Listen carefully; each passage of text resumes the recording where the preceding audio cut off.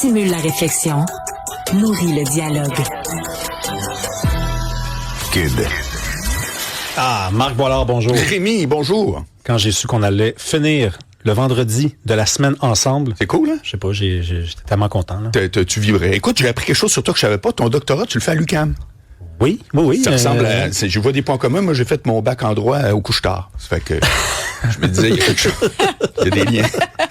Ça vaut à peu près la même affaire. Dans les classements, je pense même que Couche-Tard arrive un petit peu avant l'UQAM. Bon. Mais André Pratt, oui, qui a quand même une grande réputation, ce matin a écrit un texte dans la presse. C'est quand même un journal qu'il connaît bien. Absolument. Et dans son titre, ça disait « Ancien sénateur et étudiant au doctorat en histoire à l'UQAM ». Quand même. André Pratt. Bon. Imagine-toi, t'es le directeur de recherche d'André Pratt. Faut que tu dises à André Pratt, faut que tu travailles un petit peu ta méthodologie. C'est vrai, hein? Tu viens nous parler d'un divorce, le divorce de la semaine. De l'année. Ben, en tout cas, à date, oui, c'est ça. Mm-hmm. Elon Musk, Donald Trump. Ouais. Puis le sociologue en toi va être content parce que en soi, ça m'intéresse zéro. Mais ce qui m'intéresse, c'est de parler de l'idée des ex. Là, regarde, tu m'as donné l'occasion de le dire et de le préciser. Je ne suis pas un sociologue. Les gens arrêtent pas de dire le sociologue, Rémi Villemur, le sociologue. Il y a même des gens qui disent l'historien parce que j'ai une maîtrise en histoire. Moi, je suis un chroniqueur, je fais de la chronique. Vas-y, je te laisse aller. Pourquoi il faut préciser ça? Parce que j'ai énormément de respect, ça paraît pas tout le temps, pour les gens qui font de la recherche et je ne fais pas de recherche. Je fais Donc, un doctorat. par définition, tu n'es pas sociologue si tu fais pas de recherche. Ben, en fait, si j'écrivais des livres de sociologie, je serais un sociologue. Si j'enseignais la sociologie, je serais un sociologue. Là, je fais une thèse de doctorat en sociologie, mais elle n'est pas complétée. C'est même un peu laborieux. Donc, en attendant, je suis un chroniqueur. Je suis un modeste chroniqueur. OK. Et animateur à l'occasion, d'ailleurs. Mais ça, tu viens de me dire, parce que ça m'intéresse, tu viens de me dire, c'est quoi les critères reconnus par l'ordre des sociologues? Non, il n'y a pas d'ordre des sociologues. Voilà, c'est ça mon point. Il n'y a pas d'ordre, donc en même temps, on peut dire que t'es pompier ou on va dire que t'es sociologue. Ça m'est arrivé d'être pompier. Exact. Ah ouais. Ça m'est arrivé. Un plat de pâtes qui a mal viré. Ah, pas vrai? OK, parle-moi du divorce d'Elon Musk de Donald Trump. Alors, l'idée, c'est la suivante. C'est que moi, ça m'a allumé si belle à la bête, elle est complètement déjà hystérique. On fait juste commencer. Qu'est-ce que c'est ça? On s'en va où, là? Non, mais écoute-moi, les ex... Parce que moi, je serais pas surpris. D'abord, j'avais prévu ça à mort, que ces deux zigotos-là allaient se pogner. Ouais. Et je peux même te faire une prédiction, ils vont revenir. Ils ne travailleront pas ensemble, mais ils vont faire, ouais, non, finalement, tu sais, puis j'en suis absolument convaincu. Mais les ex, parlons de ça. Puis pourquoi ça a l'air frivole, on va parler des ex? Non. Parce que c'est un autre truc qui va t'interpeller. Tu es, est-ce que je me trompe, un souverainiste convaincu. Tu ne te trompes pas. Tu es un militant quelque part de certaines choses. Ouais. Et le reproche que je fais souvent aux gens qui sont des militants, c'est qu'ils sont désincarnés de ceux qui vont vivre ce pourquoi vous avez une cause. C'est-à-dire, tu peux être très pro-souveraineté du Québec, mais il faut parler aussi des Québécois. Tu me suis?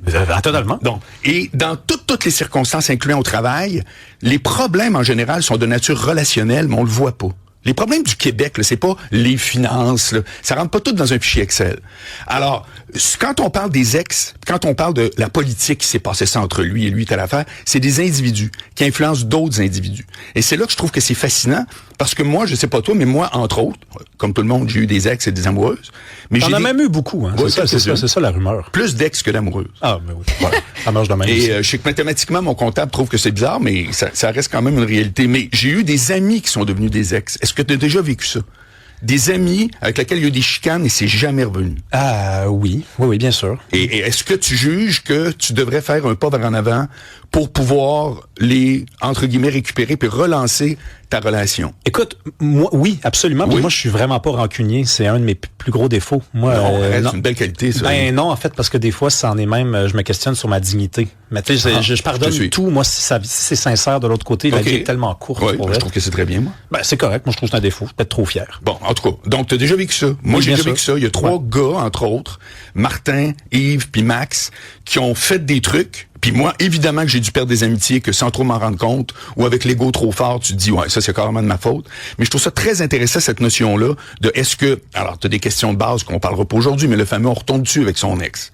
Est-ce qu'on reste amis avec son ex? Mais c'est fascinant parce que c'est ça le quotidien des gens. La politique, ça me fascine. Je suis ça tous les jours. Mais la réalité, c'est que je trouve qu'on désincarne tout le monde qui sont des acteurs de ça.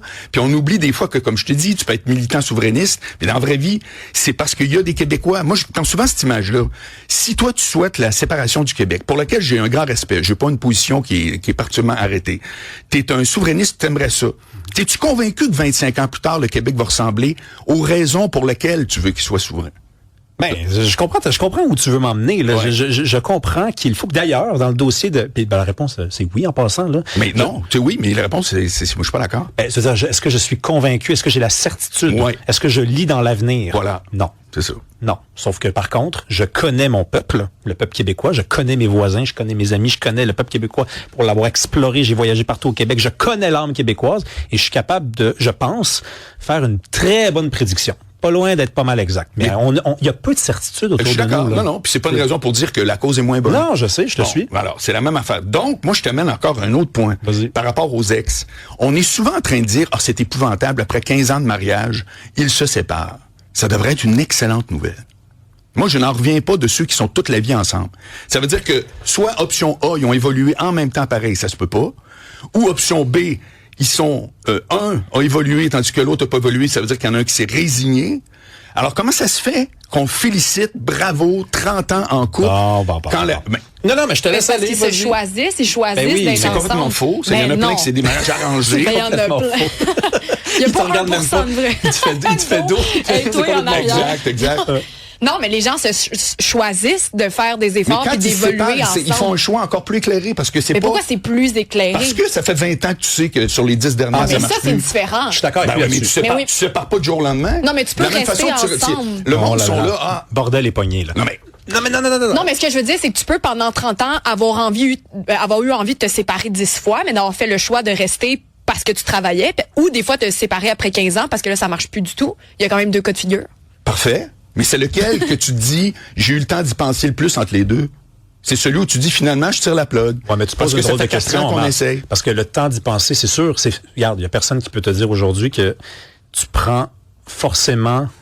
Enfin, c'est sûr que tu prends plus de temps pour décider de mettre un terme à quelque chose qui a duré 15 ans qu'à décider d'aller voir la personne dans le bar que tu trouves cute. Mais, et là, je pense qu'il y a raison, Marc, sur un point, c'est que ce qui fait tomber en amour, c'est pas la raison, c'est souvent la passion. Et ce qui fait briser un couple, c'est la raison. Très bien dit. Mais, je comprends pas comment tu peux trouver que c'est une bonne nouvelle que les gens se laissent tomber. Ça veut dire qu'on est souvent, parce qu'il y a beaucoup de couples qui abandonnent à la première embûche. Là, j'imagine que c'est pas de ces couples-là dont tu parles quand on pense à un couple de 15 ans. Mais ni l'autre, mon vieux. Je veux juste dire que dans la section, ça se sépare et ça revient au travail et dans les loisirs, comme dit la barre Mars. Dans les deux cas, ou perso, moi, je fais juste dire que c'est comme si à l'aveuglette, on a décidé que c'était épouvantable un couple qui se sépare après 30 ans. Non, ça peut être une excellente nouvelle. Ça aurait dû même peut-être arriver avant. Ouais. C'est juste ça mon point. Mais ça implique souvent, les enfants, t'es obligé d'y penser aussi. Ça implique un coût financier, ça implique toute une réorganisation. C'est peut-être aussi pour ça qu'on appelle ça une catastrophe quand ça arrive. Donc, exact. Mais c'est le côté romantique qui fait faire qu'on se dit, oh mon Dieu, c'est terrible, il faudrait pas que ça arrive jamais. Ben là, moi, je pense qu'il y a du monde qui évolue pas en même temps, puis qui gagnerait à faire le restant de la vie avec un nouveau départ. Tu comprends? Bon, c'est pour ça que je trouve que c'est très riche comme sujet. Sur le coup, tu fais comme, tu vois les deux qui sont en train de dire, on se chicane telle affaire. C'est pour ça que je te dis, j'avais le goût aujourd'hui, moi, de dire, sors de la politique, puis ramène ça sur le terrain. C'est énormément riche parce que c'est du relationnel. Si tu sais quoi, le pourcentage de conflits au travail, dans la vie professionnelle là, de tous, qui est d'ordre relationnel. Moi, je le sais, mais je vais faire semblant que je le sais pas, parce que j'ai lu ta feuille. 85%. C'est 80%. Alors, c'est peut-être 85% selon lui. Elle connaît ça. Mais tu comprends? Je connais ça, les conflits au travail. C'est fascinant. C'est parce que les gens sont là. Le budget, le processus, on vient d'engager un VP. Ouais, je veux bien croire. Mais tout ça, je le répète, faut que ça soit incarné. Ça l'est. Par définition. Ça, moi, je trouve ça fascinant. Ben d'ailleurs, dans le dossier de Trump et de Musk, parce que c'est une séparation assez spectaculaire, tout le monde en parle, tout le monde a son opinion, j'ai lu énormément de gens qui politisaient le truc, c'est-à-dire qui disaient, depuis le début, on sait que Donald Trump a plus une pensée A, Elon Musk a une pensée B. Hey, c'est un conflit de personnalité. Total. C'est ce que tu es en train de nous dire. C'est juste deux personnes qui ne pouvaient pas s'entendre 20 plus que 4 mois. Voilà. C'est les deux plus gros égos sur la Terre. Ouais. Ça a-tu déjà donné quelque chose qui durait plus que 4 mois? C'est un exploit que ça ait duré 4 mois. Ouais, bon, voilà, vraiment. Quel beau résumé. On est d'accord. Mais là, toi, tu dis qu'ils vont revenir ensemble? Oui. Ouais. Ils ne travailleront jamais ensemble, ils vont s'excuser. On ouvre-tu les paris bientôt? Ouvrez les paris. Bon, moi, je vous le dis, Cybèle, quoi? 10 piastres? 20? Ouais, 10 piastres. T'es prêt à perdre 10 piastres, Je suis prête à perdre 10 piastres. Au-delà de ça, je vais être serré dans mon budget. Bravo à tous. Merci à vous deux. Instagram. Merci Marc Boilard. Merci Cybèle Olivier Cloutier. Merci Fred Bastien qui décide des titres en arrière. Merci Hugo Veilleux à la recherche qui fait un travail de maître. Merci Jean-Philippe Leroux à la mise en onde. Passez une belle fin de semaine. Là, tantôt, je disais de pas sortir. C'était pas vrai. Il annonce beau. Amusez-vous. Bye bye. On se voit bientôt.